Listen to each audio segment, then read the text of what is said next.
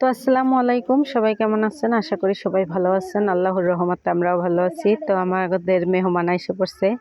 তো মেহমান হয়েছে, আমার মা আসছে দেশ থেকে, আর আমার ছোট বোন আসছে, আর জুনায়েদ বাবু। তো আপনাদের সবাইকে বলছিলাম ভিডিওতে যে আমার জুনায়েদ বাবাটা আসবে। তো বাবাটা সকালবেলা এসে পড়ছে, আমার মা আসছে আর আমার ছোট বোন। তো ওদেরকে আর কি রিসিভ করে আনছে মিমের বাবা। সকালবেলা গেছিল, আজানের একটু পরপরই আসছে গাড়ি। তো ওরা 10 নম্বর যখন আসছে তখন ফোন দিয়ে বলছে যে ভাই আমরা আসছি, আপনি আসেন। পরে যাই মিমের বাবা যাই নিয়ে আসছে, কিন্তু আমি যাই নাই আজকে, কারণ অনেক শীত ছিল, তো এই জন্য আমি যাই নাই। হ্যাঁ বাবা বলো। মিম আসতে আসি। তো এই যে ওদেরকে চা বানাই দিছি। তো ভাবছি যে তো সকালবেলা আসছে, তো সকালে কি দেবো, তো চা রং চা দিছি, ঠান্ডার ভিতরে যেহেতু আসছে রং চা দিছি, বিস্কিট দিছি, আর হচ্ছে মুড়ি দিছি। তো এই দেখেন জুনায়েদ বিস্কিট খাইতেছে, একটা বিস্কিট আগেই ভিজাই রাখছে, আর একটা খাইতেছে, আবার ক্যামেরার দিক কেমন করে তাকাইতেছে দেখেন। তো তো ওরা চাটা খাইয়ে ওরা একটু শুইছে, আমি আর শুই নাই। তো আমি এখন রুটি বানাইতেছি এই জায়গায়। তো আমি আর মিম জাগনা আছি, আর ওরা সবাই শুইছে, একটু ঘুমাইতেছে। তো আমি সবার জন্য আজকে রুটি বানাবো, আর পাতাকপি ভাজি করব, ডিম পোস্ট করব। তো রুটিগুলো এই জায়গায় গোল গোল করে এনেছি, এখন আর কি বেলে নেব। তো আমি আজকে আমার ক্যামেরাম্যান বলছি, আম্মু তুমি একটু ভিডিও করে দাও আমাকে। আলিফ তো ঘুমাইতেছে, আলিফের বাবাও ঘুমাইতেছে। তো আমি এই জায়গায় রুটি অনেকগুলো বেলে নিছি। তো বুঝিনি তো, মেহমান আসলে তো ঘুম হবে না, রান্না বাড়া তো করতেই হবে। তো তাছাড়া তো আমরা বাইরে থেকে নাস্তা আনি, তো নাস্তা নিয়ে খাই। তো আমার মা আবার হোটেলের কোনো জিনিস খায় না, এই জন্য আর কি ঘরেই বানাই, তো বানানোর চেষ্টা করি। তো রুটিগুলো ভাজে নিই, আর এদিকে আইসে দেখি মিমও আইসে ঘুমাই আছে জুনায়েতের পাশে। আমি ওদিকে রুটিগুলো ভাজে রেখে আসছি, কারণ অনেকগুলো রুটি ছিল, আমার আর ক্যামেরা ধরা হয় নাই। তো আইসে দেখি মিম আর জুনায়েত ধরে ঘুমাই আছে। এদিকে পাতাকপি ভাজি করে রেখে গেছি, এদিকে ডিম পোস্ট করার জন্য কড়াই বসাই দিছি, আর ওদেরকে তো উঠাই দিছি। তো ওদেরকে উঠাই দিছি ঘুম থেকে, ওরা আর কি হাত মুখ ধুইতে গেছে, আর আমি ডিম পোস্টগুলো করে নেব। হাঁসের ডিম আনছিলাম পরশুদিন রাত্রে, প্রতিদিন রাত্রে তো আমরা হাঁসের ডিম সেদ্ধ খাই। তো এখন আর কি রয়েছে 5টা ছিল, তো 4টা হাঁসের ডিম পোস্ট করবো। মিমের বাবা হাঁসের ডিম পোস্ট খায় না, মিমও খায় না, জুনা তো খাইবে না। তো আমরা 4 জন মানুষ, 4টা ডিম পোস্ট করবো, আর হচ্ছে রুটি, আর হচ্ছে ভাজি করছি পাতাকপির। তো এবার আমি ডিম পোস্টগুলো করে নিই।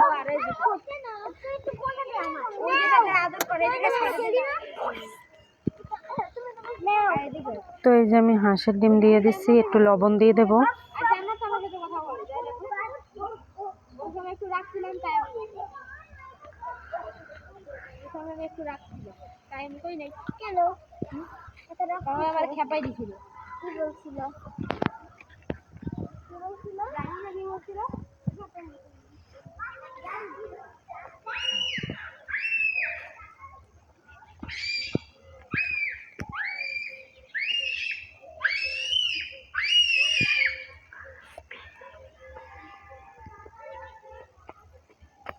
যাও মসজিদ যাই নামাজ পড়ে আসো, যাও।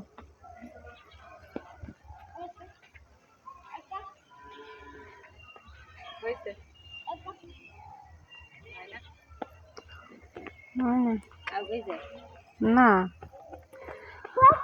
তো ডিম পোস্ট করে তারপর আবার একটু চা বানাবো। তো ডিম পোস্টগুলো করে নিই, তারপর ওদেরকে খাইতে দিয়ে দেবো। তো আমার এখানে একটা ডিম পোস্ট করা শেষ, আর এদিকে 3টা দিয়ে দিচ্ছি। তারপর মিমের বাবার জন্য একটা ফার্মের মুরগির ডিম, মানে মুরগির ডিম পোস্ট করবো। তো এবার হাঁসের ডিম পোস্ট খাইতে চায় না। তো এই যে আমার ডিম পোস্ট করা শেষ, ওদেরকে খাওয়া দাওয়া করতে দিয়ে দিছি।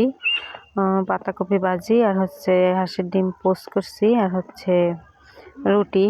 তো আমরা তো রুটি খাওয়া দাওয়া করে নিছি। তারপর আবার মানে আমার ছোট বোন বাজারে গেছিলো, আমাদের গ্রামে তো হাট বসে, তো সপ্তাহে 2 দিন হাট হয়, শনিবার আর বুধবার। তো আমার ছোট বোন আবার মরমা, আমাদের দেশে আর কি এটা মরমা বলা হয়, তো মরমা আনছিল।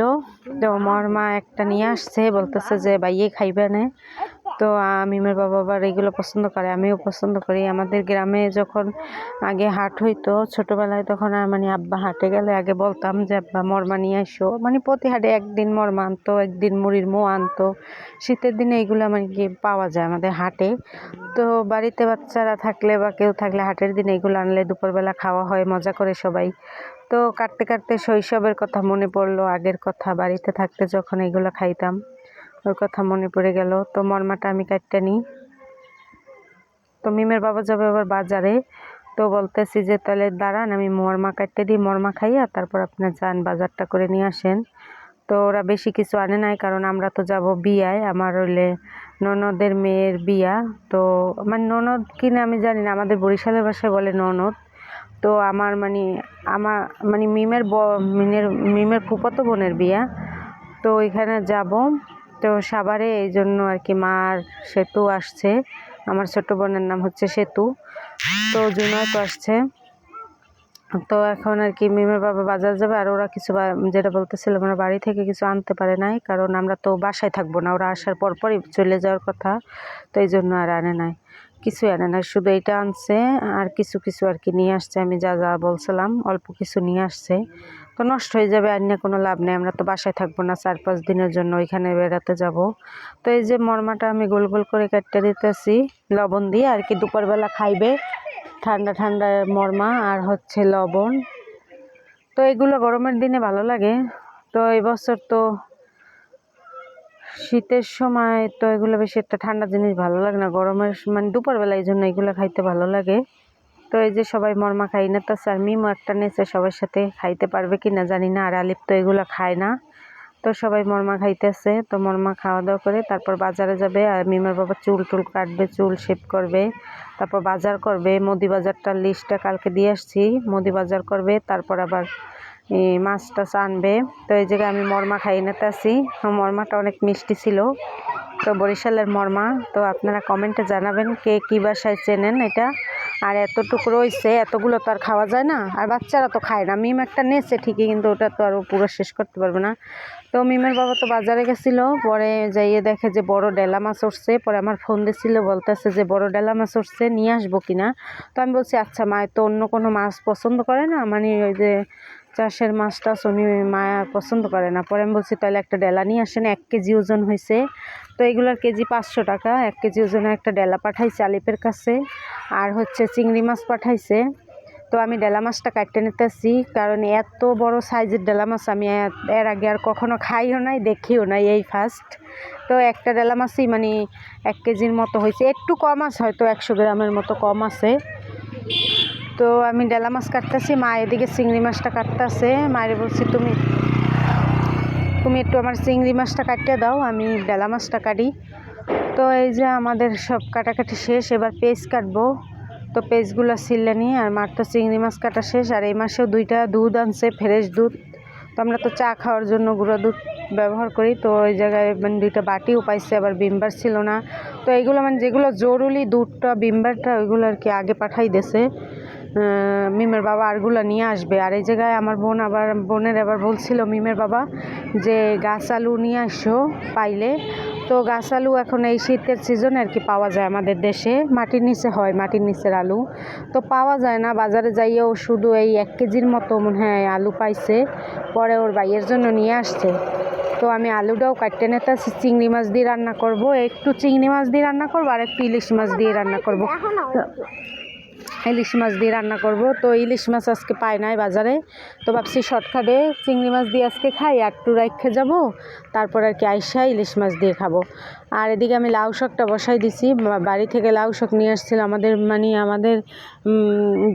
জানলায় অনেক লাউ শাক ধরছে। তো আমি আমার ছোটো বোনরা বলছি অল্প কয়টা নিয়ে এসো, একদিন যাতে খাইতে পারি। তো নিয়ে আসছে, তা দিয়ে আমাদের 2 দিন হবে। তো এই যে আমার লাউ শাকটা কষানো শেষ, এবার লাউ শাক রান্না করব, ডেলা মাছ বোনা করব, আর হচ্ছে গাছ আলু রান্না করব। তো যতটুকু পারবো দেখাবো, আর ওরা তো বাড়ি থেকে আসছে, কথা টথা বলতে হয়। তো এই 3 তরকারি রান্না হবে আজকে, তারপর রাতে যদি কিছু করব, নয়তো সকালে উঠেই আমি যাব বিয়ায়। তো এই যে ডেলা মাছটা বোনা করা শেষ, বাচ্চারা তো খাবে না, 4 পিস বোনা করছি, আর হচ্ছে যেহেতু একবেলা খাবো। আর হচ্ছে এই জায়গায় গাছ আলু বসাই দিছি। মিমের বাবা আবার চুল কাটটা এসে পড়ছে। তো মিমের বাবার বলতেছে একটু লাড়া দেন, আমি এদিকে আর কি অন্য কাজ করতেছিলাম। তো গাছ আলুটা বসানো হয়েছে চিংড়ি মাছ দিয়ে, তো দেখাইতে পারি নাই, যতটুকু পারছি আর কি দেখাইছি। তো গাছ আলু কষাই আমি জল দিয়ে দিছি, আর এই জায়গায় হচ্ছে ধনিয়া পাতাও দিয়ে দিছি। এই গাছ আলু দিয়ে ধনিয়া পাতা দিয়ে চিংড়ি মাছ দিয়ে শীতের দিনে মানে অনেক মজা লাগে, যারা না খাইছেন, না খাইলে বোঝা যাবে না যে এত মজা এটা। তো তো রান্না বাড়া শেষ, এবার আর কি খাওয়া দাওয়ার পর্ব। তো ভাত বেড়ে নিছি। তো আজকের ভিডিওটা আর বড় করব না। সবাই ভালো থাকবেন, সুস্থ থাকবেন আর আমাদের পাশে থাকবেন। আর পুরো ভিডিওটি দেখার জন্য আপনাদের সবাইকে ধন্যবাদ। আর আপনাদের সামনে আসতে নতুন ভিডিও আপনাদের জন্য, নতুন ব্লগ, তো বিয়ের ভিডিও। ততক্ষণ আপনারা আমার সাথে থাকেন, দেখতে থাকেন আমরা কী করি, কোথায় যাই।